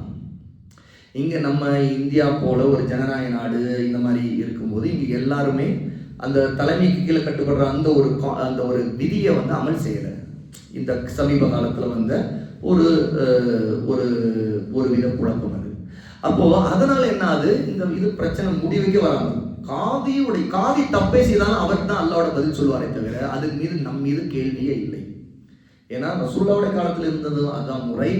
இப்போ முஸ்லீம் நாடுகளில் இருக்கிற முறை அதுதான். யாரும் தனிநபர்கள் சிலர் சேர்ந்து ஒரு பெருநாள் கொண்டாடுவதற்கு போகவோ திடல்ல போய் தொழுவோ இது எதையுமே எந்த நாட்டிலையும் அனுமதிக்க மாட்டார்கள். அங்க எல்லாமே அப்படி தகவல் தெரிஞ்சாலும் ஒருத்தர் அவர் நிலையில் அவர் அந்த மக்களோடு தான் சேர்ந்து இருக்க வேண்டும்ங்கிறதையும் அதுக்கு சில ஹதீஸ்கள் இன்னும் ஆதாரங்கள் இருக்கிறத கொண்டு அமல் செய்யறான். அவ இந்த மாதிரி விஷயத்துல இப்போ தமிழ்நாட்டு சூழ்நிலை நமக்கு அந்த மாதிரி இன்னும் ஒரு மாற்றம் வர்ற நிலை இல்லை. அல்லாஹ்னா வரலாம், அதுல சில மாற்றங்கள் எப்படி வேணா வரலாம். ஏன் ஒரு காதியே அந்த மாற்றத்துக்கு வந்தாலும் ஆச்சரியம் இல்லை. அப்படி வந்துச்சுன்னா அந்த பிரச்சனை, அதாவது காதி ஏற்றுக்கொண்டார் என்றால் அவருக்கு தான் உரிமை இருக்குது. ஏற்கோ மறுக்கோ அவர் நிர்பந்திக்க யாருக்கு உரிமை இல்லை. எப்படி நீங்க அங்க பிறந்த தகவல் வந்துச்சுன்னா நீங்க ஏற்றுதான் ஆகணும். ஒரு காதிக்கு யாரும் நிர்பந்திக்க கூடாது. காதி ரெண்டு கருத்துல எந்த கருத்தையும் அமல் செய்யலாம். பாருங்க, சில நாடுகள்ல எங்கிருந்து தகவல்கள் ஏற்கிற நிலைப்பாடும் சில நாடுகள் முஸ்லீம் நாடுகள்ல இருக்குது. 1-2 நாடுகள்ல எனக்கு தெரிஞ்சு இருக்குது. சரியா? சவுதியில இல்லை. சவுதியில பொறுத்தவரைக்கும் அங்கதான். இங்க இருந்து பார்த்து சொன்னா கூட அவங்க ஏத்துக்க மாட்டாங்க, பக்கத்து நாடுகள் சொன்னாலும் ஏத்துக்க மாட்டாங்க. அவங்க அதுதான் ஒரு நாட்டுடைய இறையாண்மை, அவங்க அதுதான் முடிவு எடுப்பாங்க. இதுதான் ரசூலுல்லாஹ் காலத்துல இருந்து வழக்கம். அதனால இப்னு அப்பாஸ் ரலியல்லாஹு மதீனாவில் இருக்கும்போது குறைப் சொல்லும் போது நாங்க பார்ப்போம், இல்லைன்னா நாங்க மாதத்துக்கு 30 ஆக்குவோம், இதுதான் சுன்னா, இதுதான் ரசூலுல்லாஹ்வுடைய சுன்னான்னு ஒரே வார்த்தையில மறுத்துட்டாங்க. இதுதான் பெரும்பாலான ஆட்சியாளர்களுடைய அமல் செய்யறது. இது பெரும்பாலும் எல்லா அதிகமான உலமாக்களால் இமாம்களால் வலியுறுத்தப்பட்ட விஷயம். அவ இந்த மாதிரி விஷயங்கள்ல நாம பேசுறது முடிவுக்கு வராது. வேணா கல்வி ரீதியா இப்ப நான் எக்ஸ்பிளைன் பண்ணது ஒரு கல்வி ரீதியான எக்ஸ்பிளனேஷன். நீங்க இன்னும் இதுல 2 கருத்து உள்ளவங்க, இப்ப நான் சொன்னதுல நான் மக்களோட சேர்ந்து தான் நான் எப்பவுமே செய்வேன். காதியுடைய கட்டளை அது நம்ம பெரிய இதுல குழப்பம் இல்லை. காதி அறிவிச்சிட்டாரா, முடிஞ்சு போச்சு, அவருடைய பொறுப்பு அவர் செய்யறாரு, நாம அமல் செய்வது, நாம எல்லாரும் சேர்த்துக்கணும் அப்படிங்கிற நிலைப்பாடு. அப்ப இந்த கருத்தை நான் எக்ஸ்பிளனேஷனா ஒரு இல்மி ரீதியா உங்களுக்கு இதுல உள்ள வேறுபாடு எப்படி உருவாகுறதுக்கு விளக்கமா தான் உங்களுக்கு கொடுக்குறேன். அதுல எந்த கருத்தையும் நீங்க எடுக்கலாம். சரியா? அது நம்ம பேசிக்கிட்டே இருக்கிறது வீணான விஷயம், அதை நீங்க புரிஞ்சுக்கணும். சரியா? அப்போ இப்போ ஒருத்தர் இந்த மாதிரி சர்வதேச பிறை அடிப்படையில பெருநாள் தொழும் நாள்ல நோன்பு வைப்பது கூடுமான்னு கேட்டுக்கிறாங்க. அதுக்கும் ஒருத்தர் நோன்பு வைக்கிறாரு, அவருக்கும் சம்மந்தமே இல்லை. நோன்பு பெருநாள் அன்னைக்கு கூடாது என்பது மக்கள் எல்லாம் நோன்பு வைத்திருக்க நாள்ல பெருநாள் கொண்டாடுவதுதான் கூடாது. அதாவது பெருநாள் மக்களுக்கு இருக்கும்போது ஒருத்தர் நோன்பு வைப்பது கூடாது. இது எப்படி கேட்டா ரசூலுல்லாஹ் மதீனாவுல சொல்றாங்கன்னா என்ன அர்த்தம் கேட்டா, பெருநாள் அன்னைக்கு நோன்பு இல்லை அப்படின்னா என்ன, பெருநாள் அன்னைக்கு சாப்பிடணும்னு அர்த்தம். ஆனால் வேறொரு பகுதிக்கு பெருநாள் இருந்து நாம நோன்பு வச்சிருக்கிறோம் போது நம்முடைய நோன்பு கணக்கு நாம எடுத்துக்கொண்ட பிறை கணக்குப்படிதான் நாம கணக்கிட்டு வருவோம். அது நம்மை கட்டுப்படுத்தாது. ஏன்னா இங்க நோன்பு வைத்திருக்கிறவங்கல இருந்து ஒருவர் பிரிந்து அந்த இடத்துல வேறொரு தகவலை எடுத்து அமல் செய்யறாங்க, அது அவரோடு முடிஞ்ச விஷயம். அவருடைய கணக்குப்படி அவர் எங்கிருந்து தொடங்கினார் அப்படித்தான் அவர் முடிச்சாங்க. உதாரணத்துக்கு சவுதி கணக்குப்படி அறிவிப்பின்படி ஒருவர் தொடங்கினால் அதன்படிதான் முடிக்கணும். ஏன்னா வேறு வழி இல்லை அவருக்கு. என்ன கேட்டா சேர்ந்து அதுல பல குழப்பங்கள் வரும். ஏன் இப்ப நாம இங்க தொடங்கினா கூட பல நேரத்தில் நாம அதே அரபு நாடுகளுக்கு போன நேரத்துல அங்க உள்ள கணக்குப்படி முடிக்க வேண்டியது. அப்போ ஒரு நாள் முன்ன பின்ன ஆனா கூட நாம் இந்த கணக்குப்படி கணக்கு வச்சு நாம் ஒரு நோன்பை விட்டோம் என்றால் அதை கதா செய்யணும் பின்னாடி. எப்படி அங்க போயிட்டோம், ஆனா அங்க பெருநாள் வச்சுக்கங்க, பெருநாள்ல சேர்த்துக்கணும், அன்னைக்கு நோன்பு வைக்க கூடாது நம்ம. ஏன்னா அங்க உள்ள கணக்குப்படி அறிவிச்சுட்டாங்க. அப்படின்னா நமக்கு 28 தான் வந்திருக்குது, ஆனா அங்க 29 முடிச்சுட்டாங்க. அடுத்த நாள் பெருநாள் அறிவிச்சிட்டாங்க. ஆனா நம்ம இங்க இருந்து தொடங்கி கணக்குப்படி பார்த்தா 29 தான் முடிஞ்சிருக்கு, 28 தான் முடிஞ்சிருக்கு. அப்ப இன்னும் ஒரு நோன்பு மிஸ் ஆயிடுச்சு. அப்படின்னா என்ன செய்யணும், மக்களோடு சேர்ந்து பெருநாள் அன்னைக்கு கொண்டாடணும், அன்னைக்கு நோன்பு வைக்க கூடாது. சரியா? அதுதான் அந்த ஹதீஸ் அங்க அப்ளை பண்றது. அதுக்கு பிறகு நாம் என்ன செய்யணும், கதாவான அந்த ஒரு நோன்பை நாம நிறைவு செய்யணும். எப்படி நிறைவு செய்வோம்னா, இப்போ கவனத்தில் வச்சுக்கொள்ளுங்க, தொடங்கினது இங்கன்னா இங்க 29 இருந்தால் ஒரு நோன்பு கதா செய்யணும், இங்கே 30 இருந்தால் 2 நோன்பு கதா செய்யணும். புரியுதா? கிளியர் ஆயிடுச்சா? ஏன்னா இங்க இருந்து கணக்கு தான் தொடங்கினீங்க, இந்த கணக்குப்படி நீங்க அங்க போனீங்க, ஆனா அங்க 28லயே உங்களுக்கு முடிஞ்சிச்சு, அங்க உங்க பெருநாள் கொண்டாடுறாங்க. ஆனா அங்க 29 முடிச்சுதான் உங்க பெருநாள் கொண்டாடுறாங்க. ஆனா இங்க உங்களோட சேர்ந்து நீங்க யாரோட சேர்ந்து தொடங்கினீங்களா, இங்க 30 முடிச்சாங்கன்னா நீங்க ஏற்கனவே 28 முடிச்சு அவங்களோட பெருநாள் கொண்டாடிட்டீங்க. ஆனா இப்ப 2 மிச்சம் இருக்கும். ஆகவே அந்த ரெண்டையும் நீங்கள் கதா செய்யணும். கணக்கை மாற்றக்கூடாது. தொடங்கியதுலேருந்து தான் அந்த கணக்கை வச்சுக்கணும். சரியா? அவை நோன்பு பெருநாள் தொழும் நாளில் நோன்பு வைக்கிறதுங்கிறது அது இங்க இருக்கிற நமக்கு கட்டுப்படுத்தாது. சொல்ல போனா நாம அவங்க நம்மோட சேர்ந்து இருக்கணும். நாம அவங்க அங்க இருக்கிறவங்களோட சேர்ந்துட்டாங்க. அதான் இங்க உள்ள சிக்கலே. அதனால அவங்க பெருநாள் கொண்டாடும் போது நம்ம நோன்பு வச்சிருக்கிறோம், நமக்கு குற்ற உணர்ச்சி வரலாம். ஆனா உண்மை அது இல்லை. அதனால அவங்க சொல்ல போனா அங்க இருந்து அவங்களோட சேர்ந்து இருக்கணும். ஆனா என்னன்னா தூரம்னால அவங்க அங்க தொலைக்கு போக முடியல. சரியா? அதான் விஷயம். நாம அப்படி புரிஞ்சுக்கங்க. சரியா? சரி, இன்னொரு 5 நிமிடத்துல நம்ம நிறைவு செய்வோமா இன்ஷா அல்லாஹ்? மனதிற்குள் குர்ஆன் ஓதலாமா? குர்ஆன் ஓதும்போது நாம் உச்சரித்து ஓத வேண்டும். மனதிற்கு ஓதுவதுங்கிறது வாய் மூடிய நிலையிலேயே கண்ணால் ஓதுவது. அது உச்சரிக்க முயற்சி செய்ய வேண்டும். அதுதான் ஓதுவது. கண்ணால் பார்த்துக்கிட்டே எழுத்துக்களை பார்க்கறது ஓதுறதுல வராது. அப்படி போதுமானதா ஒருத்தர் கத்துக்காமலே கூட எழுத்துக்களை கண்ணால் அப்படியே ஒவ்வொரு எழுத்தா பார்த்து போறோம், ஓதுறதா. உண்மைதானே? எப்போ ஓதுறதா? இப்போ ஒருத்தர் மனதிற்கு குர்ஆன் ஓதலாமான்னா அப்படி எழுத்தை பார்த்துக்கிட்டே இருந்துட்டு ஒவ்வொரு ஆயத்தை பார்த்துக்கிட்டு நான் ஓதிட்டேன் அப்படின்னு நினைச்சா எப்படி? மனதில் தான் அவர் ஓதிருக்காரு, அப்படி பார்த்துக்கிட்டு இருந்தாரு. அது ஓதுதல் அல்ல. அதனால அல்லாஹ் தஆலா ஃபஇதா கரஅத்தல் குர்ஆன ஃபஸ்தஈது பில்லாஹ், நீங்கள் குர்ஆனை ஓதினால் அல்லாஹ்விடம் பாதுகாப்பு தேடுங்கள் என்று சொல்றான். யாரை விட்டு? மின ஷைத்தானிர் ரஜீம், ஷைத்தான், விரட்டப்பட்ட ஷைத்தானை விட்டு பாதுகாப்பு தேடுங்கள். அப்போ ஃபஇதா கரஅத ஆயத்தில் அல்லாஹ் என்ன சொல்? நீங்கள் குர்ஆனை ஓதினால். ஓதுவது என்று உதடுகளால் ஓதுவதைத்தான் குறிக்குமே தவிர மனதிற்குள் ஓதுவதில் வராது. அதை புரிஞ்சுக்கணும். ஆமா, போனில் குர்ஆன் ஓதுவதை போட்டுவிட்டு பிற வேலைகளை, வீட்டு வேலைகள் செய்யலாமா? முதலாவது சட்டம், யாருமே கேட்கலைன்னா எல்லார் மீது குற்றம் வந்துடும். குர்ஆன் ஓதப்பட்டுட்டே இருக்குது, நீங்க போன்ல ஆன் பண்ணி விட்டீங்க, அவங்க வேலைக்கு பார்க்குறாங்க, பிள்ளைங்க கத்திட்டு விளையாடிட்டு இருக்குது, இந்த பக்கம் பேசிக்கிட்டு வேலை நடந்துகிட்டு இருக்குது, போறாங்க வராங்க, யாருமே கேட்கல குர்ஆனை அப்படின்னா அங்க இருக்கிற எல்லார் மேலே குற்றம் வந்துடும். நம்பர் 1. ஆகவே யார் போடுறாரோ முதல்ல அவர் தான் அந்த குற்றம் செய்யறாரோ மாட்டுவார் அல்லாட்ட. ஏன்னா அந்த குர்ஆனை அவமதிக்கிறது. எப்படி சிலர் சினிமா பாட்டை போட்டுக்கிட்டு வேலையை பார்த்துட்டு இருக்கிறோம் அப்படின்னு சொல்லிட்டு அது அப்படியே காதில் கொஞ்சம் விழுந்துட்டு இருக்குது அப்படின்னு சொல்லிட்டு கேட்குறாங்களோ, அது போன்ற நிலை அது. சுப்ஹானல்லாஹ், குர்ஆனுக்குரிய கண்ணியம் அது அல்ல. ஏன்னா அல்லாஹ் தஆலா சொல்றான், ஃபஇதா கரஅத, அந்த ஆயத்துடைய வாசிக்கிறதுல இன்னொரு ஆயத்தில் வருது, வஅன்சிது லஹு அப்படிங்கிற அல்லாஹ் தஆலா. நீங்க அதை செவிதாழ்த்தி கேளுங்கள். வஅன்சிது, நீங்கள் வாய்மூடி இருங்கள். குர்ஆனுடைய ஆயத்துல குர்ஆன் ஓதப்பட்டால் அதை ஃபஸ்தமிஉ லஹு, ஆயத்தை எப்படி? ஃபஸ்தமிஉ லஹு வஅன்சிது. குர்ஆன் ஓதப்பட்டால் ஃபஸ்தமிஉ லஹு, அதை நீங்கள் செவிதாழ்த்தி கேளுங்கள். வஅன்சிது, நீங்கள் வாய்மூடி இருங்கள். இப்படி அல்லாஹ்வுடைய கட்டளை இருக்கு. ஆகவேதான் உலமா சுன்னா, சுன்னாவுடைய உலமாக்கள் இதுக்கு ஃபத்வா தரும்போது என்ன சொல்லியிருக்கிறாங்க? யாராவது ஒருத்தராவது கேட்கக்கூடியவர் இருக்கணும். யாரும் கேட்கல, சிலர் கடையில போட்டு விட்டுறாங்க, இப்படிலாம் நடக்குது இல்லையா? பார்த்தா எதாவது எல்லாரும் பிஸியா இருப்பாங்க, யாரும் கேட்கறவங்க ஒருத்தர் இருக்க மாட்டாங்க. அது தப்பு. யார் அப்படி அந்த மாதிரி நிலையை ஏற்படுத்திட்டாங்க, அவங்க அல்லாஹ்வுடைய குர்ஆனுடைய கட்டளைக்கு மாறு செய்யறாங்கன்னு அர்த்தம். ஆகவே அது தப்பு. யாராவது ஒருத்தராவது கேட்கறாங்கன்னா குற்றம் வராது. ஏன்னா அவங்க தான் கேட்டுட்டு இருக்காங்க, மற்றவங்க காலில் விழுது, அது ஒன்றும் பிரச்சனை இல்லை. விழுகிறாங்க, அவங்க மற்ற வேலைகளை பார்க்குறாங்க, பேசுறாங்க, பேசுறது ஒன்றும் தப்பு இல்லை, அந்த இடத்துல தப்பு இல்லை. ஆனா கேட்கிறாரா ஒருத்தராவது? கேட்கணும். அப்படிலாம் இல்லாட்டிதான் குற்றம். அது போன்ல நீங்க போட்டாலும் சரி, அது ஒருத்தர் ஓடிக்கொண்டு இருந்தாலும் சரி, யாராவது கேட்டா ஓகே, இல்லாட்டி கொண்டு பிரச்சனை இல்லை. ஒருத்தராவது யாராவது ஒருத்தர் அவர் தான் கவனம் செலுத்தி ஓதிட்டு இருக்காருன்னா பிரச்சனை இல்லை. அவர் ஓதும் போது யாராவது கேட்டாங்கன்னா அது கடமை இல்லை. ஆனா இப்படி கேட்கறதுக்காக போடுறோம்னா, ஓதாத ஒருத்தர் ஓதாம கேட்க வைக்கிறது மட்டும்தான் நோக்கமா இருந்தா, சும்மா இன்னைக்கு மக்கள் பாட்டு போடுற மாதிரிலாம் நம்ம குர்ஆனுடைய ஆயாத்துக்களை அணுகக்கூடாது. ஏன்னா அல்லாஹ்வுடைய ஆயாத்துகளுக்கு அவனுடைய வார்த்தைகள், அதாவது அதுக்குரிய கண்ணியம் தரணும். அதை கேட்கணும்னு அல்லாஹ் சொல்றான். வாய் மூடி இருங்கன்னு சொல்றான். அந்த இடத்துல கூச்சல் போடுறது, அதிகமா பேசுறது, அந்த ஓதலை இடையூறாகிற மாதிரி நடந்துக்கிறது, இது எல்லாமே தப்பு. அதே மாதிரிதான் சில இடத்துல பிள்ளைங்க விளையாடிட்டு இருப்பாங்க, நாம போட்டு விட்டுக்கிட்டு பண்ணக்கூடாது.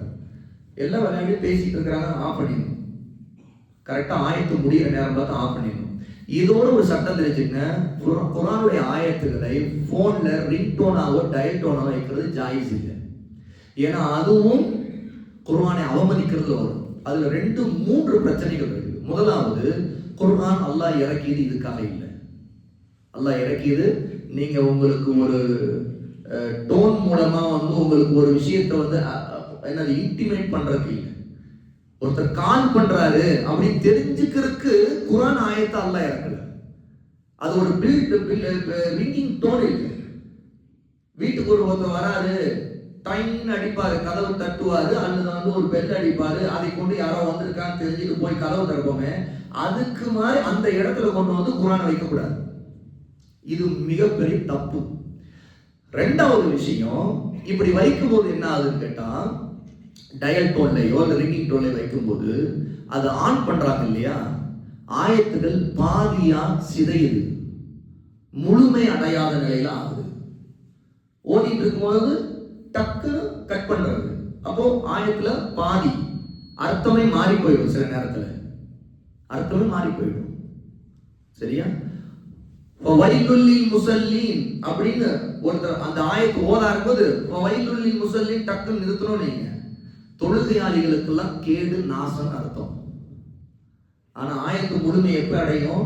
அல்லதீனஹும் அன் ஸலாத்திஹிம் சாஹூன், தொழுகையில் பராமுகமாக அலட்சியமாக தாமதிக்கக்கூடிய அந்த தொழுகையாளிகளுக்கு தான் கேடு ஆயத்து முழுமை அடையுது. ஆனா டக்குன்னு கட் பண்ண என்ன ஆகும்? ஆயத்துடைய அர்த்தம் ஆயிடும். இது 2வது பிரச்சனை.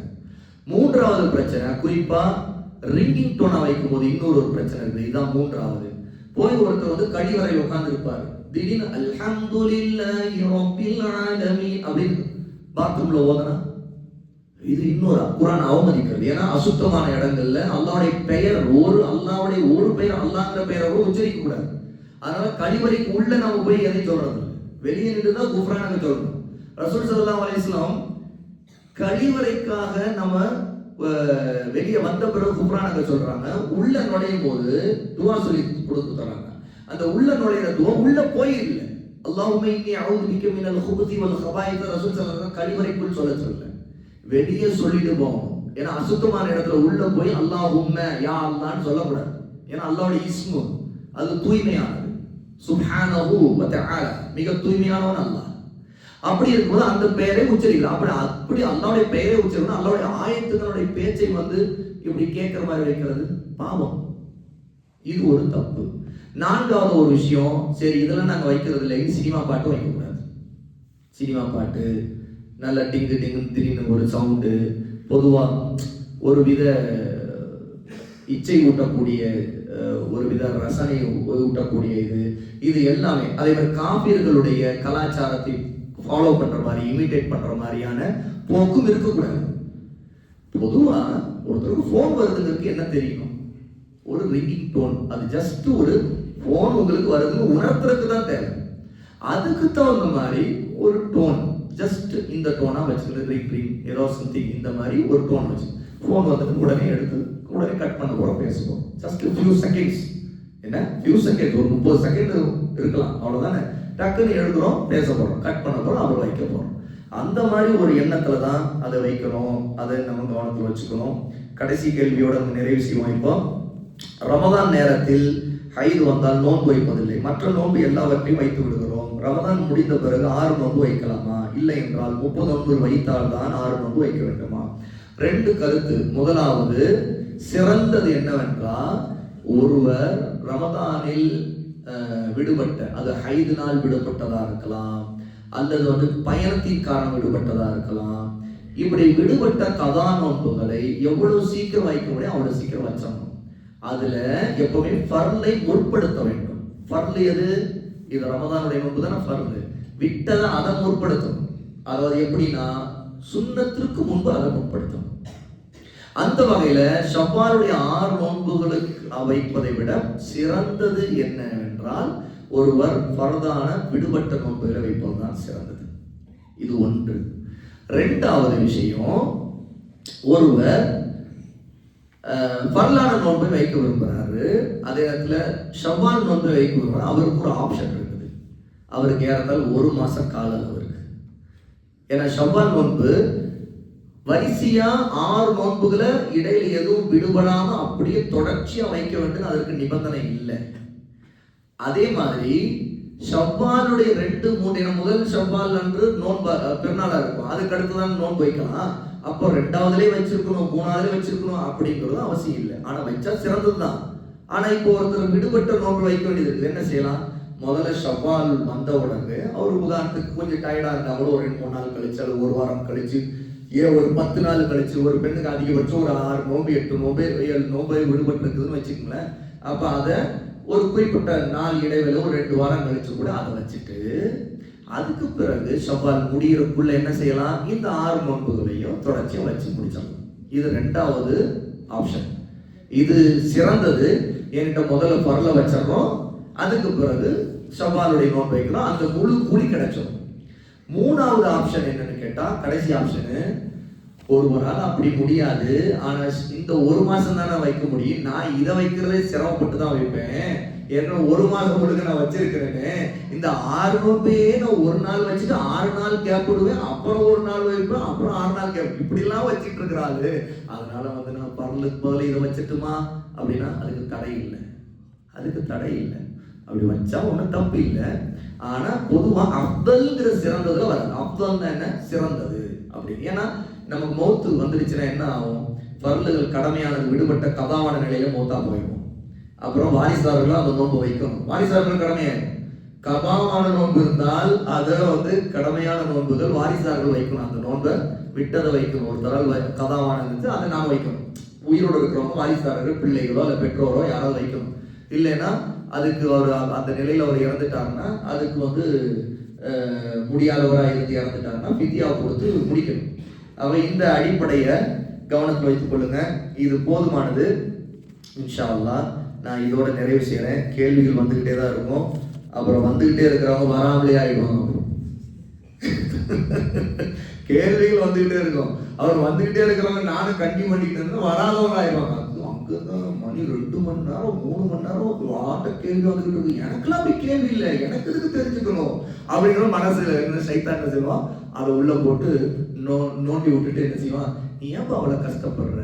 அழகா நான் ஒரு ஃப்ரெண்டு வருவாரு, என்ன இப்பதான் நான் அதுக்குள்ள ஆவின் கடையில வந்து சூப்பரான அந்த டீ அந்த பாதாம் மில்க் குடிச்சேன், அங்க வந்து அவ்வளவு தூரம் போனோம், ஒரு ரவுண்டு போனோம், தெரியுமா ஒரு கரட்டி பார்த்தோம் தெரியுமா அப்படின்னு ஒரு கடலை பார்த்தோம் பாரு, என்னமோ அது பெரிய பாக்காட்டி ரமதானே லைல இருக்கிறதே கிடைக்காத மாதிரி கடை பார்த்தோம். இவரு ஆமாங்க அந்த அலிஜிஸ் பள்ளிக்கு போனேன்னா அந்த அங்க ஒரு இருக்கிறாரு, அவரு பேசிக்கிட்டே இருக்கிறாருங்க அப்படிதாங்கன்னு சொல்லிட்டு அப்புறம் இப்படி வேற பேசிக்கலாம். சரி சரி வாங்க ஒரு டீயை போய் குடிப்போம், ஏற்கனவே ரொம்ப டயர்டா இருக்கேன். அப்ப நீ அங்க டீ குடிச்சிட்டு போயிருப்பான்.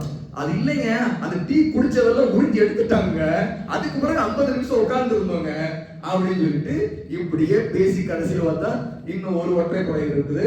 அந்த ஒற்றைப்படையர் வருவாங்களா இல்லையான்னு டவுட் ஆகிற போயிடும். அதனால இதோட நிறைவு செய்வோம். அடுத்த 2வது இன்னொரு ஒற்றைப்படை இருக்குல்ல, அதுல இந்த மீதி கேள்வியை நிறைவு செய்வோம். இல்லை அதெல்லாம் பதிலாம் சொல்ல மாட்டேன். அங்க பாருங்க எல்லாரும் கண்ணில் சொக்கிற மாதிரி தெரியுது, அது கொஞ்ச நேரம் தான் அந்த நடிப்பாவது இருக்கும், அதுக்கு வெளியே கிளம்பணும்னு பாருங்க எல்லாம் போயிடும். அதனால வந்து இதுக்காக நான் வந்து கேள்வி நேரத்தில் இன்னும் நீட்டிக்க முடியாது. இதோட நிறைவு செய்யணும். பாரக்கல்லாஹு ஃபீக்கும். அல்லாஹ் உங்களை எல்லோருக்கும் பரக்கத் செய்யட்டும். நான் மீதம் உள்ள கேள்விகளை பத்திரமா அந்த விடுபட்டதில் நான் பேப்பரை வச்சுக்கிட்டு இந்த நாளை மறுநாள் இன்ஷா அல்லாஹ் அதுக்கும் பதில் சொல்றேன். கூடுதலாக உள்ளதையும் அந்த கேள்விகளை கொஞ்சம் எழுதிட்டே வந்துருங்க, சொல்லுவோம் இன்ஷா அல்லாஹ். பாரக்கல்லாஹு ஃபீக்கும். அஸ்ஸலாமு அலைக்கும் வரஹ்மத்துல்லாஹி வபரகாத்துஹு.